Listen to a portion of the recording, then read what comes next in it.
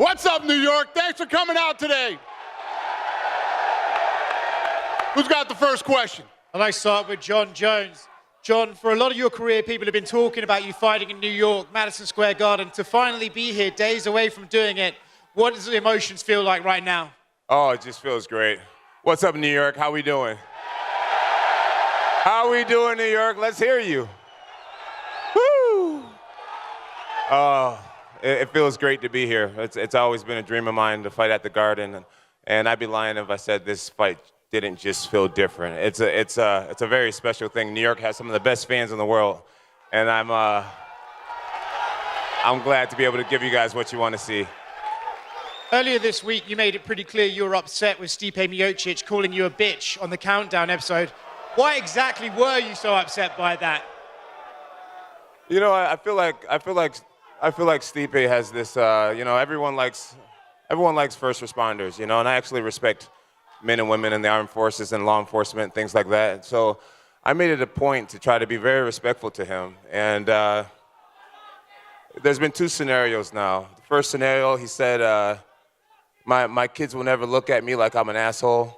That was a direct attack to me and my family and my relationship with my kids. Second attack was him calling me a bitch. So the respect is a little bit out the window, and we'll see that on Saturday. Would you describe this fight as personal to you now? Excuse me? Would you describe this as personal to you now, this fight? It's very personal to me, yes. For you, Stipe, are you kind of surprised to hear his reaction to that? And do you even feel like you want to apologize for some of those things you said? I mean, yeah, I don't remember saying when my kids look. I don't remember saying that when my kids look at me like an asshole. That was no direct thing to him, and that when I said bring it on, bitch, it was pretty much he was calling me out, telling me he's gonna beat my ass in front of a whole arena of people. So sorry for defending myself. I apologize. He said it's personal. Do you feel like this is personal now? I mean, I think every fight's personal, no matter what. I think you're fighting another man, another octagon, just you against him, and it's always personal. You brought your fire helmet with you today. I'm curious, what was the thinking in displaying that for us this afternoon? FDA NY gave me this right before I came on stage. Those men are awesome. Like those are heroes right there, and I just thought it was amazing to get that gift. I got goosebumps. A couple of questions for you, Dana. Dana, it seems like the fighters are going to be competing in the old gloves this weekend. Can you tell us why that is?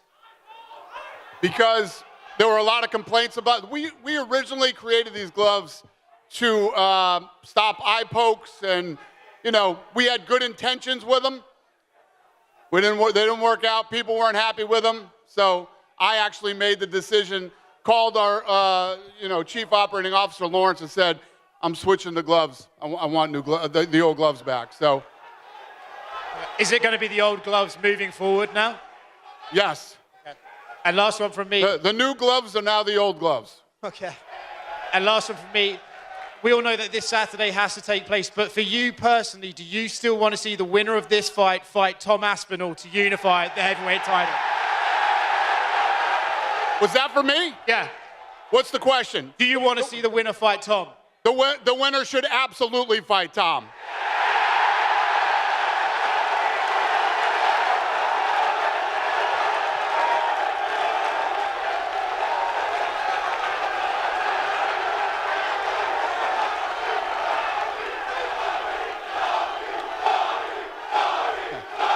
Who's got the next question? Knock it off. Question for Michael Chandler, all the way in the back right here, straight in the forward. You know, a lot of the narrative surrounding this is, you've never won in Madison Square Garden. Charles Oliveira has a win over you. So taking away, the possible number one contender fight, getting the win, bonuses and everything, how much does this fight mean to you specifically to fight Charles in Madison Square Garden? I absolutely love it, man. I love challenges. I love climbing a big hill. I have shed blood in Madison Garden twice. I will draw blood in Madison Square Garden for a third time on Saturday night. Big title implications against a guy who's already beat me, shattered my dreams of becoming lightweight champion. And on Saturday night, I submit myself as the #1 contender, and my next fight will be for the belt. Are you surprised at the reaction here, or do you think it's just because they're such fans of Charles? Yeah, I mean, Charles is beloved. Hey, listen, if you don't love Charles Oliveira, you're not a mixed martial arts fan. So give it to him. Hey, so I fully expect it. I just saw Charles in the back. It's all respect. If you don't love Charles Oliveira, you can kick rocks. We're showing up on Saturday night. We're going to blow off the freaking roof off of Madison Square Garden, and you guys are going to love it. And one last one for you, Mike. You know, you said in the countdown you were a fraction of a second away from getting that UFC title. So I'm curious, do you even approach this fight differently knowing just how close you were to raising that title? Almost does not count in this sport, and that's why we all absolutely love it. It doesn't matter how close you get unless you get the ref pulling you off inside the octagon. The fight is not over. Charles came back.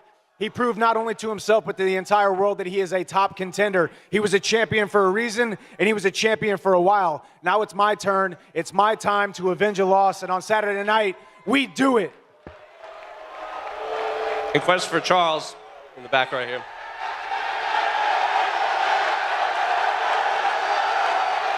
Obviously a massive support here in New York, so I'll just, give you the floor. Is there anything you want to say to the fans here in New York? Charles, aquele apoio massivo aqui em Nova York, então fala pra galera, só dá um oi pra galera. Só que assim. Boa noite, boa noite. Eu tava esperando tudo isso aqui. Eu amo vocês. Guys, good evening. Listen, I was waiting for all this. I love you guys. Isso aqui é um sonho que eu tô vivendo. Eu sonhei em ser conhecido, eu sonhei em ser respeitado. E hoje eu tô vivendo um sonho. Eu sou muito grato por tudo isso que vem acontecendo na minha vida. Vocês são foda.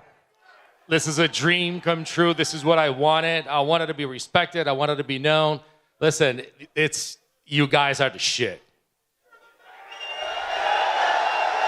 And for Charles, obviously Michael said, he plans to shed blood in there and he wants to get one step closer to the lightweight title. So I'm curious, what are you expecting from Mike and how do you see the fight actually playing out? Cara, como o Mike acabou de falar, ele falou que vai tirar sangue no sábado. E ele vai lutar pela eliminatória para tentar ser campeão. E o que você acha que vai acontecer? Como é que você acha que vai ser a luta? O que o Mike vai fazer contra você? Olha, de verdade, eu respeito demais esse cara. Ele é um cara gigante, um cara família. Vai ser uma grande luta, vai ser uma guerra. Mas eu tô pronto para isso. Eu não digo tira sangue. Vocês sabem a minha escola, chutebox, sangue a gente tira todos os dias. Eu tô pronto para guerra. Listen, all the respect in the world to this guy. Enormous name, great family guy. Love the guy here, but you come for the blood, man. You know my school. I'm chutebox, Diego Lima. You know what I do. Question for Bo Nickal, all in the back right here. At Media Day, Paul said he would advise you to, hold on for dear life and, not give him space down there. So I'm curious, what are you expecting from Paul when you step in there? He's definitely the one that's going to be holding on to dear life for me because I think that I'm better in every position, and really his only chance is to grab me, try to hold on to me, and throw up one of his submissions, and that's really the only way the fight goes well for him. There's 100 different ways that I can win this fight, and I'm excited to showcase my skills and all the hard work I've been putting in.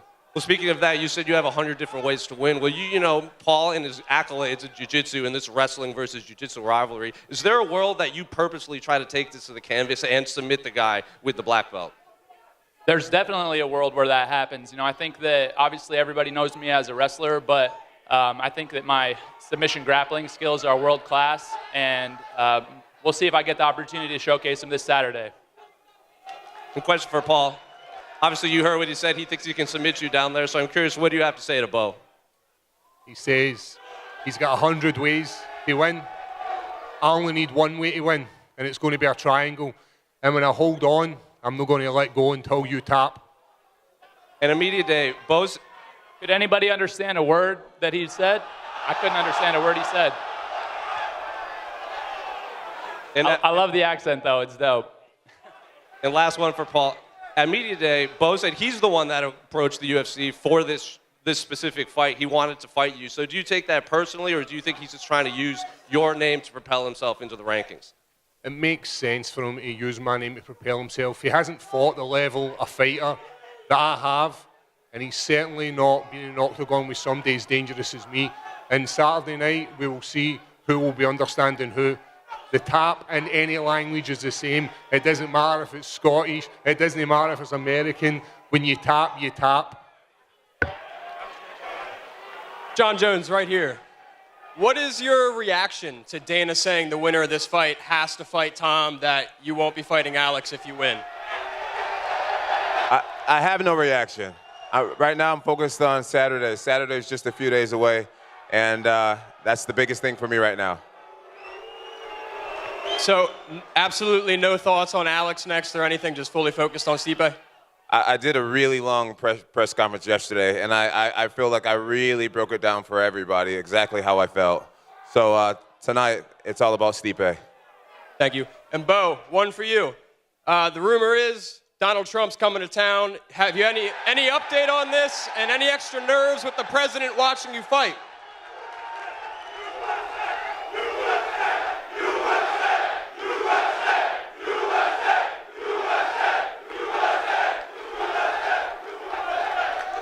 No comment, but I will say Saturday is going to be very, very special, for sure. Who's got the next question? My question's for Jon Jones. Jon, you said Anderson Silva was your favorite fighter growing up. Now that you've grown up, you're the GOAT for a lot of people. How does it feel to reflect on how you thought when you were growing up compared to looking back on things now? It's been amazing, having guys like Anderson, Spider Silva to look up to. There's a lot of guys. There's Uriah Faber. I have a long list of guys that I've always admired. George St. Pierre. These guys were great examples to me in many different ways. Some for their fighting skills, some for the way they transcended the sport. And I'm grateful to be in this position now. I'm very aware that I've impacted many people's lives around the world. And it's just, it's a huge honor, and it's a true pleasure to be in this position. Truly blessed. And my next one's for Dana. Dana, the UFC announced its return to London on March 22nd. Can you give us any fights in the works or any fighters in the works for that card? No. All right. For Michael. Michael, I know the notion that Charles Oliveira is a quitter has been dispelled in a lot of people's minds, but you brought it up in a lot of interviews this week. Why do you think that is still in there, and how do you feel you're going to bring that out? No, I did not bring it up this week at all. It was asked to me about our previous bout, in which case I do believe he had not proven that he was not. Since then, I have completely recounted that. Charles is a champion for a reason. He's come back in a lot of fights. Also, I did say every single person on the planet has a little bit of quitter in them. We've all got a little bit of quitter in us. It's just got to take the right time, the right amount of pressure. So hopefully we'll see it. And for Stipe Miocic, Stipe, I know you feel definitively you're going to win this fight. If that's what happens, do you feel an immediate rematch with Jon Jones is what would happen because he has never been beaten? I mean, yeah, but right now I'm worried about Saturday. So, yeah, once I get it done, yeah, we'll talk. And just one for you, Dana. I know a lot of focus on this pay-per-view, but UFC 310 after Bilal Muhammad pulled out, people are wondering about the main event, if Shavkat will fight someone else. Is that still a plan, or is Pantoja versus Kai Asakura going to be the main event? We'll announce tomorrow. It's going to be good. Okay, thank you. Charles Oliveira, vamos lá. Você constantemente fala sobre legado e cinturão. Por que é tão importante para você ter o cinturão se você já tem um legado construído? Olha só, está do outro lado do mundo, milhares de fãs torcendo por você. De onde vem essa motivação e por que o cinturão é tão importante? Charles, you've always talked about legacy, and you've got a belt to show for, but now you have the legacy. You're loved all over the world. You have so many accolades, so many records. Why is a belt still important for you, since you already have a legacy of your own? Olha, a gente tem que estar aqui por algo. Eu estou aqui pela história, pelo legado, eu preciso tornar campeão.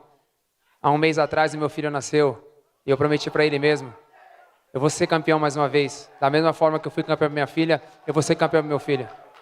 We're here for something. We're all here for something. I'm here for history. I'm here for legacy. I'm here to be a champion. Listen, about a month ago, my son was born. My new son was born, and I said, your dad is going to be a champion again, just like your dad was a champion for his daughter. That's what I promised. Olha, eu não sei quando. A gente não tem, é tudo no tempo de Deus. Mas eu vou estar aqui para fazer história. Listen, I don't know anything. Everything's in God's time, but I'm here to make history. Charles, mais uma. No Brasil, a história é muito famosa. Você teve a sua filha, foi campeão, 9, 8 vitórias seguidas. Qual foi o clique que deu quando a sua filha nasceu? E você sentiu esse mesmo clique quando o Dominique nasceu? Charles, so when your son was born, we know that after he was born, when your daughter was born, you streaked like 8, 9 straight victories. So what clicked that made you do that? And do you think that click is going to happen now that Dominic was born? Olha, não é um clique. Eu tinha que fazer algo para poder, sabe, dar tudo de bom para minha filha. E foi isso que eu fiz. O que eu sei fazer de melhor, eu sei lutar. Eu não sou esses caras que ficam falando um monte. Eu simplesmente, quando fecho o cage, eu vou lá e faço acontecer. É isso que eu vou fazer de novo. Eu vou dar a volta por cima, eu vou se tornar campeão mais uma vez, eu vou deixar o meu legado cada vez maior e eu preciso da ajuda de todos vocês. Essa energia positiva é isso que faz acontecer. Guys, it's nothing that clicked. You have to fight for something. I had to do something.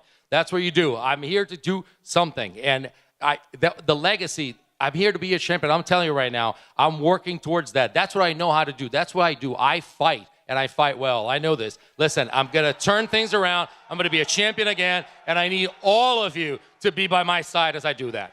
Olha, de verdade, se esses caras acham que eles estão prontos para pagar o preço, eu estou 10 vezes maior. Eu nasci para isso. Eu vou fazer história mais uma vez.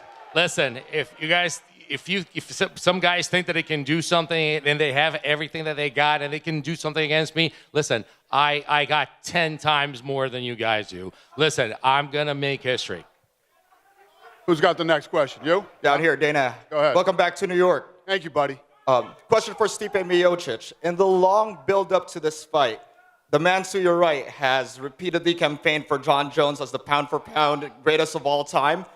Has that affected your mindset during the build-up, and what are your honest thoughts on Dana singing your opponent's praises?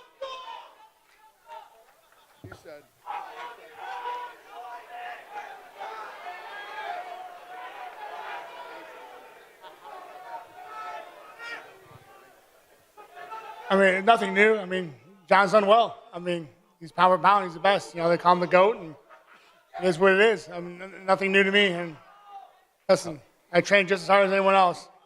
Jon, do you have any reactions to the praises that Dana's been saying for you back and forth during the build-up?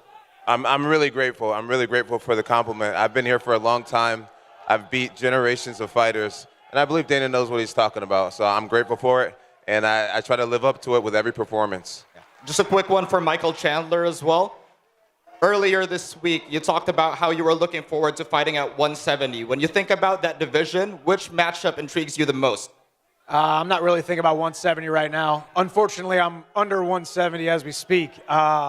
So Saturday night, we fight at 155. We cement ourselves as the #1 contender, and I win that belt in 2025. There's a lot of fun matchups up there. I'm a big lightweight. I enjoyed the camp for 170, but right now we're focused on 155 and that 155 lightweight title. Thank you. You next, sir? Go ahead. Absolutely, thank you. Question for Jon Jones. Jon, you've just heard the reaction from the crowd and Dana's reaction of what they expect next in the heavyweight division. I know that you've given answers this week that don't align, obviously, and hopefully at one point we might get aligned. If we don't get aligned, Saturday night realistically could be the last dance. So with that in question, and it is the last time that we see you inside the UFC octagon, how do you want these good people to remember your time in the UFC? That's a great question. Thanks for asking it. I want to be remembered as a guy who came, saw, and conquered. Simple as that. Thank you. Go ahead. A question for Michael Chandler. Michael, Conor McGregor will most likely be watching on Saturday. Do you want to use this performance to send a message to Conor? I've got absolutely no message for Conor McGregor. I'm 100% focused on Charles Oliveira. Conor McGregor can't get his house in order long enough to figure out how to string together a training camp to show up to the UFC octagon and do what guys like I and Charles Oliveira do multiple times a year. So he can enjoy it from wherever he's enjoying it from. We'll keep the octagon warm while he's out. Another one for Jon Jones. Jon, DC recently came out and said you and him will most likely never be on good terms. Since he may be calling your last fight, do you ever want to bury the hatchet with DC? Yeah, I love to bury the hatchet with DC. You know, literally every time I see him, I try to give him a smile. I try to give him a handshake. And I don't think I just recently found out he doesn't like that very much. So I think I'll just give him a little friendly wave from a distance from now on. That's all over for me a long time ago. I'm sure there's a lot of guys, a lot of former opponents that really don't like me, and that's a part of doing what I do. And last one for Dana, just to clarify your opinion on this for the fans at Madison Square Garden. Who is the pound-for-pound #1 in the UFC, and who is the greatest of all time? Listen, it is my belief that as long as this guy is active, he's the best. He's the pound-for-pound best in the world, and he's the greatest of all time. Thank you.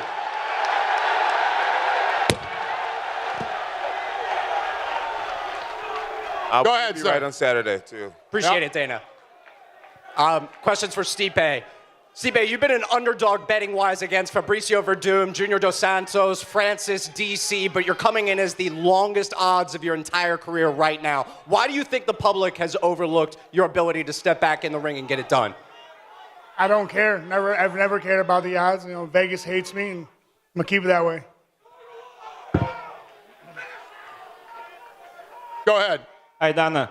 Not long time ago, there was changes in the rules. 12-6 elbows now allowed. Did that mean that you will try to remove one loss from the Jones record? And Jones, how is it important to remove this loss from your record? For a long time, the Nevada State Athletic Commission is looked at as the gold standard, and it always has been. Everybody looks to Nevada. At that point in time, when that happened, we had the weakest commission ever in Nevada, and literally the worst referee of all time. I tried to get that removed. I don't think it's possible. And, it's the thing that's going to stain his record forever. I mean, the real fans know he didn't lose the fight, but it is what it is. I think that's always going to be there, unfortunately. Thank you. Question for Jon Jones over here. We kind of see you've assembled a team of Avengers in your corner for this fight. What do you have to say about the guys in your corner? Gable Steveson, Gordon Ryan, your friend Osi over there. Man, I'm really blessed to be surrounded by really great men and women in my life. Not only Gable and not only Gordon and all these guys, but shout out to both of those guys, by the way, two of America's finest athletes. But I got guys who's been with me for years who's helped me get to this point. Coach Greg Jackson, Brandon Gibson, Professor Alan Carr, Paige, and Coach Aaron, Coach Alex. I got a really solid squad of guys, and our team was pretty damn close to perfect before adding these two great additions. And now a perfect team just became that much better. I'm definitely prepared to have a great ground fight this Saturday night for sure. And then one for Michael Chandler. You've said about Islam Makhachev in the past, you said good old-fashioned American wrestling beats Dagestani Sambo any day of the week. How does American wrestling fare against Brazilian Jiu-Jitsu this weekend? I guess we'll find out on Saturday night. Obviously, Charles is decorated. The most submission wins in UFC history. That's why I love this fight. I love a scary fight. I love an exciting fight. And I love Madison Square Garden. This has become like my second home. My sixth fight in the UFC, my third time at Madison Square Garden in this beautiful city of New York. So I'm excited to go out there. If I want to take the fight to the ground, I'll try to take it to the ground. I think I will take it to the ground, and I think I'll stop his shots if I want to stop his shots. So it's going to be fun. Go ahead, sir. Question for Paul, down to your right. When you make the walk to the octagon on Saturday night, you're going to be the first Scottish mixed martial artist to actually compete in Madison Square Garden. I know Stevie Ray fought at the theater, but you'll be fighting actually in the arena. How much of an honor is it for you to be following in the footsteps of the late, great Ken Buchanan? Anywhere you fight in the world with the UFC behind your back is an honor, but to walk out in MSG, the noise in this room alone, never mind come Saturday night, is incredible. What's going to be more special is that noise after I get that submission victory in the 15 minutes. It's going to be immense within the MSG, and I cannot wait. Question for Jon, down here to your right as well. You've beaten a litany of UFC Hall of Famers during your career. Where would a win over Stipe rank amongst those wins? You're saying what is a win over Stipe? Where does that rank? Hey, where do you rank it in the list of wins that you've had over? Hey, before I answer this question, I have a very special young man here tonight. My man Kier, I met earlier today. He was diagnosed with cancer recently, and Dana, I'm wondering if you can get him tickets to my fight. That's awesome. Guys, Kier is over here in the red. He's such a sweetheart. Such a sweet young man. I don't know if you guys can see him, but he has the biggest and most beautiful smile. And I am so blessed to have met him. And I promise to give you a great show on Saturday night, young man.